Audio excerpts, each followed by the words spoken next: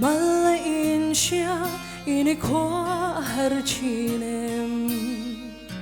Zeb ngay na iniin siya chine Itinlong hon hun ngakin mana chang kane Kalau om pui reng che asin I ting mi tui far za shuli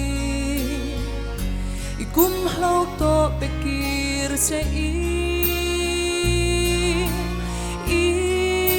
mamo zong zong ka peang che Inun min han ve ange Iliam ching mo kalau chok ve ang che o Iswal na tu kalau teng fayang Kalam mi hoi hun kalau ngak reng chi na sing Chupin ilo dang lam to ang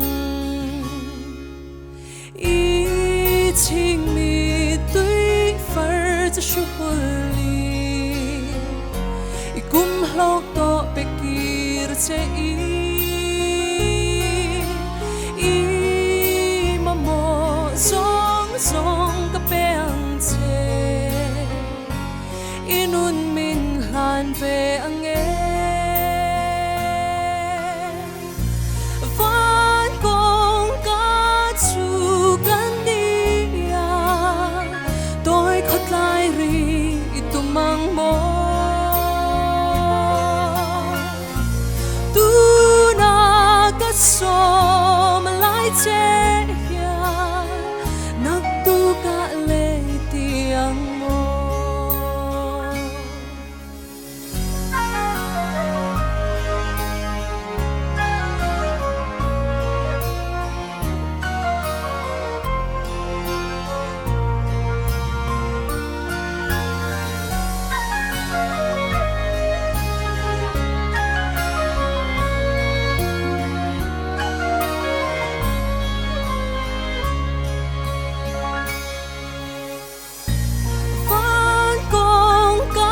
Chu kan dia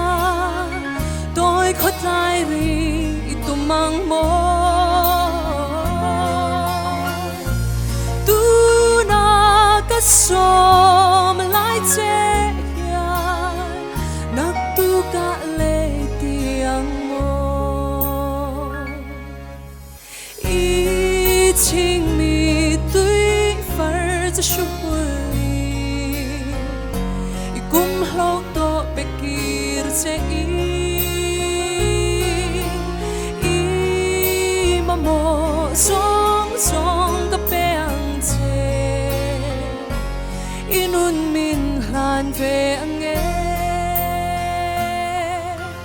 I ting mi tui far za shuli I kum hlau to bekir che Ka om pui reng don to che vangi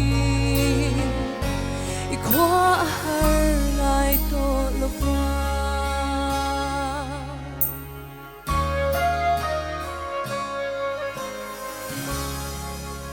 Afaklalal pan kan zata mal somer se